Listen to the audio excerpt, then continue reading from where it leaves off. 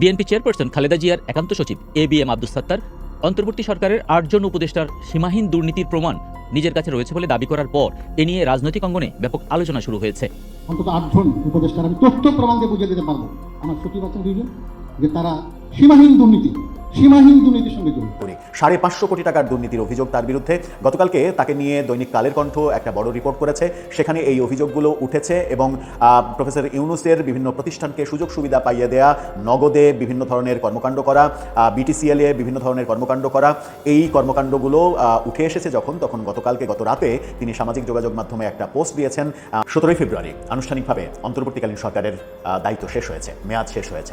এক অর্থে বলা যায় তাদের তাণ্ডব শেষ হয়েছে। ১.৫ বছরে তাদের যে তাণ্ডব, সংবিধান বহির্ভূত, আইন বহির্ভূত যে তাণ্ডব, আইনের বরখেলাপ করার যে মানে এক ধরনের চেষ্টা প্রতিনিয়ত, সেই চেষ্টাগুলোর অবসান ঘটেছে। ডক্টর ইউনূস নাটকে খুব পারদর্শী।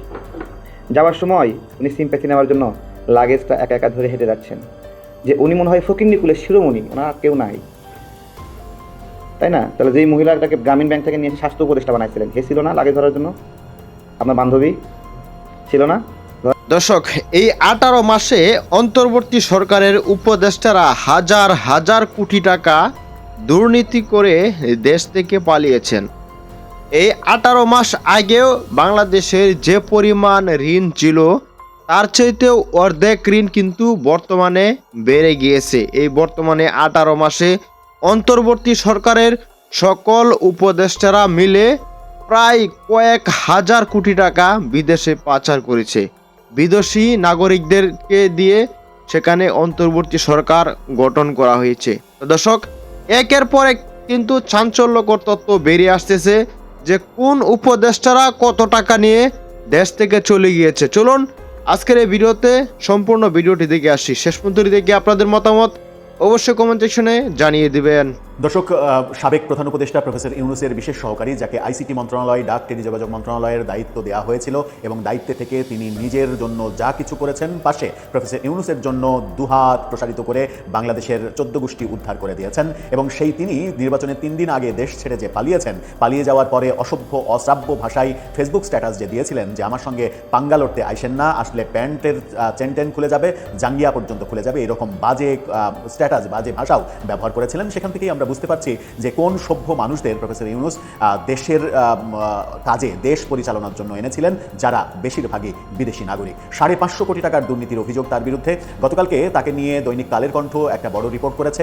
সেখানে এই অভিযোগগুলো উঠেছে এবং প্রফেসর ইউনূসের বিভিন্ন প্রতিষ্ঠানকে সুযোগ সুবিধা পাইয়ে দেয়া, নগদে বিভিন্ন ধরনের কর্মকাণ্ড করা, বিটিসিএল এ বিভিন্ন ধরনের কর্মকাণ্ড করা, এই কর্মকাণ্ডগুলো উঠে এসেছে তখন গত রাতে তিনি সামাজিক যোগাযোগ মাধ্যমে একটা পোস্ট দিয়েছেন বাংলাদেশের মানুষের মানে উদ্দেশ্যে। তিনি বলেছেন বাংলাদেশের মানুষ নাকি তাদের হৃদয় অনেক বেশি পাষাণ, বাংলাদেশের মানুষ নাকি পাষাণ হৃদয়ের, তিনি অনেক উদার হৃদয়ের। এই কারণেই তিনি উদার হস্তে নিজের জন্য এবং তার প্রভু প্রফেসর ইউনূসের জন্য অনেক কিছু করেছেন, বাংলাদেশের একটা বড় সেক্টরের ১৪ গোষ্ঠী উদ্ধার করে ছেড়েছেন। চলুন একটু জেনে দেখি তিনি ফেসবুকে কি লিখলেন, গণমাধ্যম তার সম্পর্কে কি বলছে, কালের কণ্ঠই বা কি অভিযোগ তাকে নিয়ে করছে। থাকবেন পলিটিক্স টিভির নিয়মিত আয়োজনে। দর্শক, বলছিলাম প্রধান উপদেষ্টা সাবেক, এখন তো সাবেক বলতে একটু অভ্যাস করা লাগবে কয়েকদিন, তা না হলে সাবেক শব্দটা আসবে না। তিনি সাবেক হয়ে গেছেন ১৭ তারিখে বিকেলেই, কিন্তু ১৮ তারিখেও আমরা তার ফেসবুকে অ্যাক্টিভিটিস দেখেছি। চিফ অ্যাডভাইজার গভ যে ভেরিফাইড ফেসবুক পেজ, সেখানে তার যে প্রেস উইং তাকে তখনও প্রধান উপদেষ্টা হিসেবে আখ্যা দিয়েছে ফেসবুক পোস্ট করে। সে কারণে আমরা প্রশ্নও তুলেছিলাম যে সরকার কি এখন বাংলাদেশের দুটা, একটা তারেক রহমানের নেতৃত্বে আর একটা প্রফেসর ইউনূসের নেতৃত্বে? যদি সরকার দুটা না হয় তাহলে চিফ অ্যাডভাইজার গভ এই পেজে এই নতুন সরকার শপথ নেওয়ার পরের দিন ২৪ ঘন্টা পরেও কিভাবে পোস্ট হয়, কিভাবে নানা ধরনের সিদ্ধান্ত, দিক নির্দেশনার কথা আসে। সে যাই হোক, আসি ফয়েজ আহমেদ তোয়েবের কথায়। ফয়েজ আহমেদ তোয়েবের বিরুদ্ধে অভিযোগ এবং দুদকে অনেক অভিযোগ তদন্ত হচ্ছে। তার সুবিধা নেওয়া অনেকের ব্যাপারে দুদকে তদন্ত হচ্ছে এবং তার যে সহকারী, সেই সহকারীর ব্যাপারেও অভিযোগ উঠেছে, দুর্নীতির অভিযোগ উঠেছে, যিনি কিনা এর আগের দায়িত্বে থাকা নাহিদ ইসলামের সহকারী ছিলেন, এরপরে ফয়েজ আহমেদ তোয়েবের সহকারী হন। তাকে সরিয়ে দেওয়ার ঘটনাও আমরা দেখেছি দুর্নীতির অভিযোগে। দুদকে ৫৫০ কোটি টাকার দুর্নীতির অভিযোগ উঠছে, দুদক তদন্ত করছে, ইনফরমালি তদন্ত করছে, এরকম তথ্য দিয়েছে গতকালকে দৈনিক কালের কণ্ঠ। এছাড়া তারা বলছে গ্রামীণ ফোনকে বিশেষ সুবিধা দিয়েছেন এই ফয়েজ আহমেদ তোয়েব। আমরা দেখেছি শেষ মুহূর্তে গ্রামীণফোনকে তরঙ্গ বরাদ্দ দিয়েছে সরকার কোনো ধরনের টেন্ডার ছাড়া। অন্য কোম্পানিগুলোকে রবি, বাংলালিংক তাদেরকে বঞ্চিত করে গ্রামীণফোনকে দেওয়া হয়েছে। এবং গ্রামীণফোনকে কেন দেওয়া হয়েছে আমরা সবাই জানি। গ্রামীণফোনের একটা বড় অংশের মালিকানা, প্রায় 40%-এর মালিকানা হচ্ছে গ্রামীণ টেলিকমের। আর গ্রামীণ টেলিকম কার সেটাও আমরা জানি। এই প্রধান উপদেষ্টা সাবেক বলতে হবে কয়েকবার আসলে, এই সাবেক প্রধান উপদেষ্টার সাবেক প্রেস সেক্রেটারি শফিকুল আলম তিনি বলেছিলেন যে প্রফেসর ইউনূস আসলে মানে এত সাধারণ মানুষ, তার কোনো সম্পদ নেই, তার কোনো জমি জমা নেই, কোনো প্রতিষ্ঠান নেই, একটি প্রতিষ্ঠানের তার কোনো মালিকানা নেই, এমনকি তার একটা গাড়িও নেই। এতটাই গরিব তিনি যে তিনি 666 কোটি টাকার কর মওকুফ করে নেন। যার মানে হিসাব হলফনামা মানে উপদেষ্টাদের হিসাবে সেখানে দেখা গেল যে তার সম্পদের পরিমাণ 15 কোটি টাকা মাত্র, যিনি 666 কোটি টাকার কর মওকুফ করে নেন।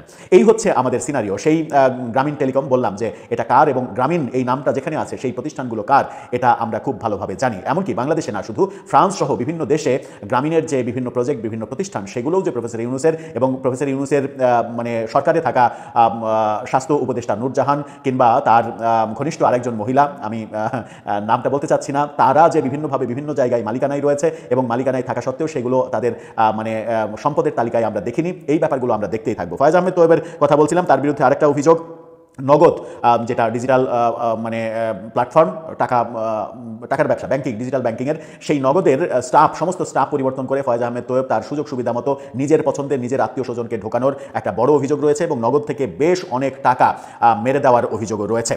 ফাইবার অপটিক সহ নানা প্রকল্পে ব্যয় বাড়ানোর, ধরেন 150 কোটি টাকা কোনো প্রকল্পের মানে ব্যয় আছে, তিনি নিজের প্রভাব খাটিয়ে কোনো ধরনের কারণ না জানিয়ে সেটা 350 কোটি টাকা করে ফেলেছেন। বাকি টাকা কোথায় যাবে, কোথায় কার পকেটে যাবে, এটা তো খুব সহজেই অনুমান করা যায়। এরকম বহু অভিযোগ তার বিরুদ্ধে রয়েছে, অথচ তিনি নিজেকে নিষ্কলুষ, নিষ্কলঙ্ক, নিষ্পাপ এইভাবেই আখ্যা দিচ্ছেন একের পর এক সামাজিক যোগাযোগ মাধ্যমে পোস্ট করে।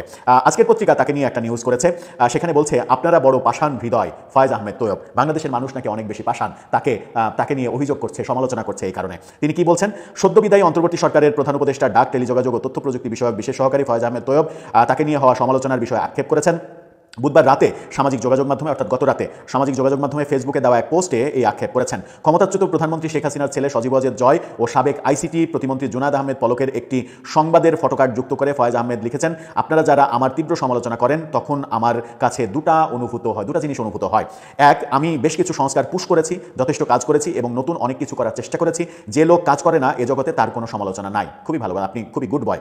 2 নাম্বার, আপনারা বড় পাষাণ হৃদয়। এই যে 2 শীর্ষ দুর্বৃত্তের খোয়ারে থাকা মন্ত্রণালয়ে আমাকে বসাইছেন, একবারও কি ভাবেন যে তারা কি পরিমাণ সুবিধাভোগী, ব্যবসায়ী, লবিস্ট, তদবিরকারী, টেন্ডারবাজ, কনসালটেন্ট, কর্মকর্তা এবং পোষা সাংবাদিক এখানে রেখে গেছে? খুবই ভালো কথা। তারা দুর্বৃত্ত ছিল বলেই তো তাদেরকে আমরা তাড়িয়েছি। তাদেরকে তাড়িয়ে প্রফেসর ইউনূস আরেক দুর্বৃত্তকে যখন নিয়ে আসবেন এবং নিজের স্বার্থও উদ্ধার করবেন, তখন তো সমালোচনা হবেই ভাইয়া। ফয়েজ আহমেদ আরও লেখেন, আমাকে কি পরিমাণ ফায়ার ফাইটিং করতে হয়েছে একবারও কি গভীরভাবে ভেবেছেন? ভাবতে ভাবতে কান্না চলে আসে। আপনাদের সরকারের কথা ভাবতে ভাবতে অঝরে আমাদের কাঁদতে হয়, কারণ আপনারাই তো প্রচার করেছেন প্রফেসর ইউনূস চলে গেলে তারপরে আমরা টের পাবো কি হারালাম, আমরা যে কি হারিয়েছি এটা এখন আমরা টের পাচ্ছি। তারপরে তিনি লিখছেন, সবকিছুর জন্য আল্লাহ এবং তার পাশে দাঁড়ানো সবার প্রতি কৃতজ্ঞতা প্রকাশ করছেন। তিনি লিখছেন, সবকিছুর জন্য আলহামদুলিল্লাহ। এটা ছাড়া তো আর উপায় নেই, কারণ আপনি এখন ধরাছোঁয়ার বাইরে। আপনাকে চাইলেও কোনো মামলায় নেদারল্যান্ডস থেকে ফিরিয়ে এনে সেই মামলা কার্যকর করা সম্ভব হবে না, কারণ আপনার সেফ এক্সিট নির্বাচনের 3 দিন আগে প্রফেসর ইউনূস আপনাকে দিয়ে দিয়েছেন। কোনো ধরনের গভর্নমেন্ট অর্ডার ছাড়া আপনি বিমানবন্দর ক্রস করেছেন প্রফেসর ইউনূসের শক্তিশালী কাছের মানুষদের বদান্যতায়। তার নামে যে এত অভিযোগ এবং পুরো একটা সেক্টরকে, আইসিটি সেক্টরকে অস্থির করে ফেলেছিলেন। তিনি নিজের মানে সুনাম নিজে করেছেন। নিজের সুনাম নিজে করলে তো হবে না। গত 1.5 বছর, 1 বছরের বেশি সময়ে তিনি যে কাজ করেছেন, সেই কাজ কি করেছেন সেগুলো প্রতিনিয়ত খবরে এসেছে এবং এখন আরও বেশি করে আসবে। যেমন এতদিন মুখে কুলুপাটা গণমাধ্যম এখন ওপেনলি বলতে শুরু করেছে ব্যাপারটা, যেমনটা গতকালকে কালের কণ্ঠ অনেকটা হাটে হাঁড়ি ভেঙে দিয়েছে। এরকম হাটে হাঁড়ি অনেকগুলো ভাঙা হবে। উপদেষ্টা প্রত্যেকেরই যারা দুর্নীতির সঙ্গে জড়িত ছিলেন, যারা ঠিকঠাকভাবে কাজ করেছেন তাদের তো আর কিছু হবে না, কিন্তু যারা অতিকথনে মত্ত ছিলেন, প্রেস উইং যারা সবসময় সাংবাদিক এবং গণমাধ্যমকে এক ধরনের তাদের দাসে পরিণত করার চেষ্টা করেছিলেন, যে তাদের কথা শুনতে হবে, তাদের কথায় উঠতে হবে, বসতে হবে, তাদের সমালোচনা করলে আনিস আলমগীরের মতো জেলে যেতে হবে, জেলে গিয়ে তারপরে দুদক লেলিয়ে দেওয়া হবে তার উপরে। এই ব্যাপারগুলো তো আমরা দেখেছি। সুতরাং এখন যে সাংবাদিকরা কিংবা যে গণমাধ্যম এতদিন তাদের কণ্ঠ রোধ করা ছিল, তাদের কণ্ঠ এখন খুলবে। উপদেষ্টাকে প্রশ্ন করার জন্য সাংবাদিকদের চাকরি চলে যাওয়ার পরে সেই সাংবাদিকরা চুপ থাকবে, এটা হতে পারে না। সম্মানিত দর্শক মণ্ডলী, আশা করি সম্পূর্ণ ভিডিওটি দেখলেন এবং আজকের এই ভিডিও সম্বন্ধে আপনাদের মতামত অবশ্যই কমেন্ট সেকশনে জানিয়ে দিবেন। দেখা হচ্ছে পরবর্তী ভিডিওতে। আসসালামু আলাইকুম।